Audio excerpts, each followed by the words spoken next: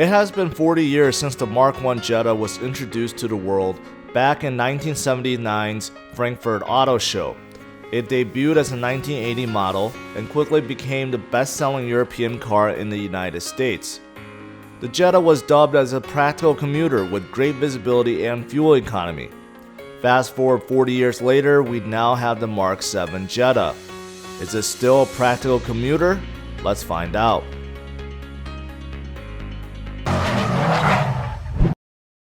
I want to thank the Autobarn, Volkswagen, and Countryside. They made this video possible, so if you're in the market for a brand new or used Volkswagen, check them out. Their URL is on the screen and in the description below. Today I'm behind the wheel of a 2020 Volkswagen Jetta.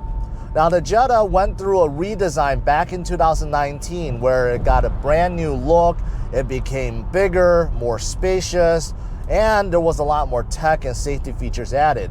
So for 2020, not much has changed. Only a few subtle things. So let's talk about those first.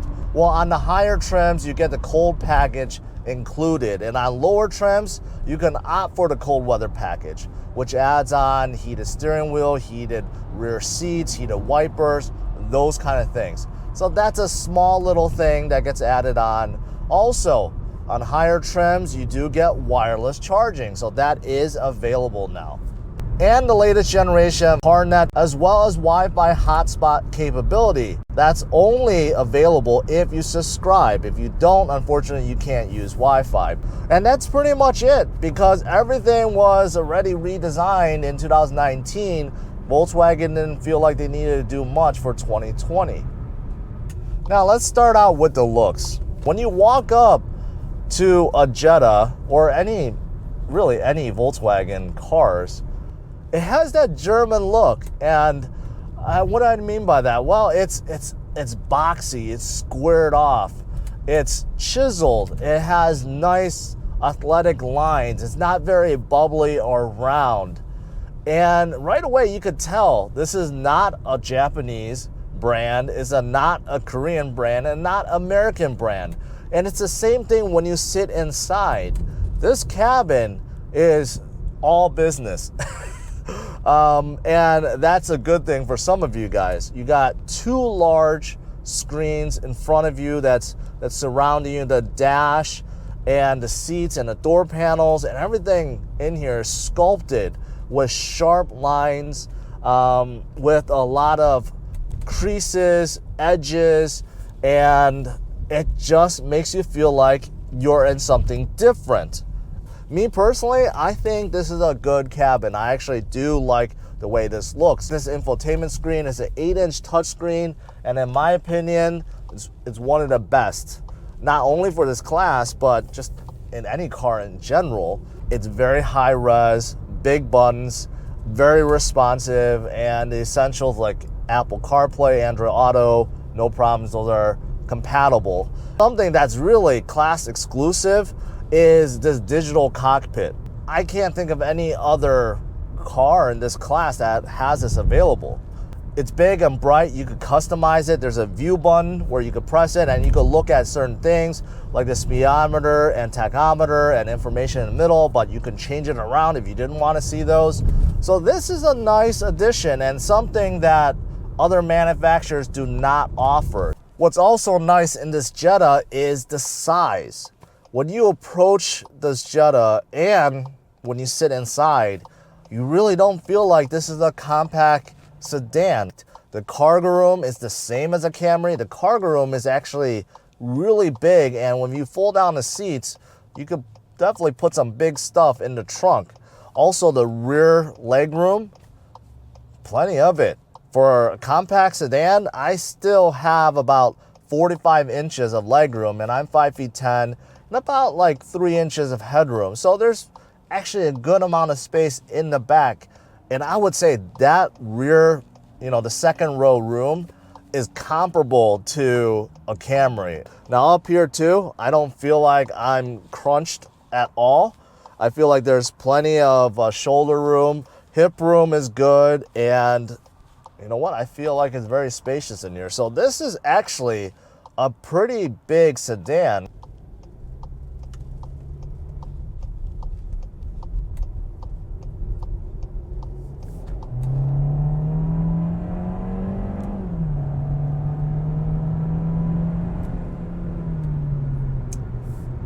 bad, not bad. In terms of acceleration, just tested it out going from about 20 to 60 miles per hour. You only get one engine option in the regular Jetta. Now, if you wanted more power, you go to the GLI, which gives you a huge power increase. But this one is utilizing a 1.4 liter turbo 4-cylinder. It's pushing about 147 horsepower, which sounds low, but since it is turbo, you're getting over 180 pound-feet of torque that's coming in right under 2,000 RPM. So you get that instant torque, and it comes in really fast. So during that acceleration time, I felt like 20 to 40 came relatively quick. Now 40 to 60 took a bit longer. And what else is good about this engine is fuel economy. This Jetta gets amazing fuel economy. We're talking about 30 miles per gallon in the city, 40 on the highway, 40 miles per gallon on the highway. And I've seen some reviewers say that in real world testing, after driving a few hundred miles, is actually higher than that. They're seeing 43 to 45 miles per gallon. So that's pretty darn amazing. All right, so now I'm on a pretty bumpy freeway here. You guys can see, I'm gonna make lane change here to the worst lane in the middle here. And in terms of suspension, it's okay. Could be better, but of course, that was a pretty rough patch. Now, as you can see, smoothness, yeah, definitely smooth. In terms of cabin noise, it's okay. I'm going at 50 already, so I don't hear any wind noise. Now, in terms of cars passing by, I will admit that I do hear them pretty loudly, but I don't hear any road noise, and wind noise is very minimal. So overall, it's well insulated, but it's not as quiet as some other sedans I've been in.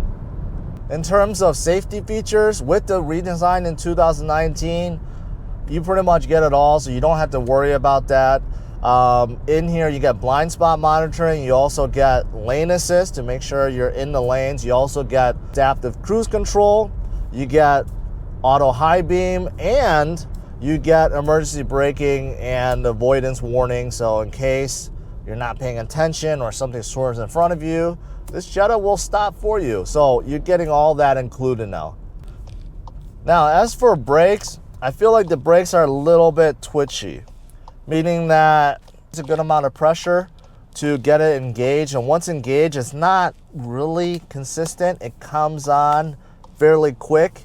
So it's kind of like a juggling act where you got to make sure you have the right pressure and how much you need to push down, right, to get it to brake smoothly. So it's a little twitchy, so you got to get used to that.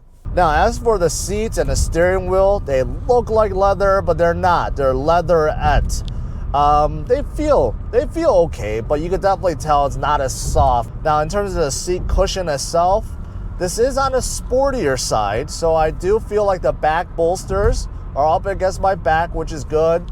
But the bottom cushion also, it's the thigh support is on the narrow side. So my thighs do fit, but I feel like it's stretching them out a little bit in terms of my thighs stretching out to support. So I wish that it was a little bit wider.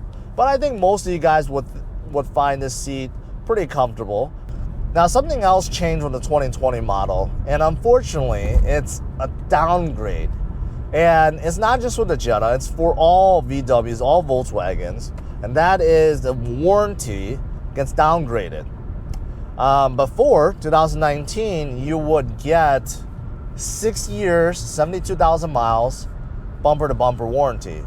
Basically, everything is covered. Right now, in 2020, that's been downgraded to 4 years, 50,000 miles. So you're losing 2 years and losing 22,000 miles. However, Volkswagen tries to make up for it by giving 2 years of routine maintenance absolutely free. So it does kind of suck a bit that you lose some warranty with the 2020 model. The steering feels a little vague to me. It could be better. The weight feels artificial, and take a look. It's not the most precise steering. There's plenty of play in the steering wheel. So it's just okay in terms of the steering feel. Now, in terms of the steering wheel itself, I think it's okay. I like the look. I like this flat bottom. I like this look. It just looks sleek and modern, fits the rest of the cabin. So there are many driving modes. So if you hit the mode button, you can select Eco, Normal, Sport, or Custom. So I just set it into Sport mode. So now everything turns red. Inside the digital cockpit here, all the colors turn red. Same thing on the infotainment screen. It's letting you know this means business. You're in sport mode. So let's see how acceleration is after going into sport mode.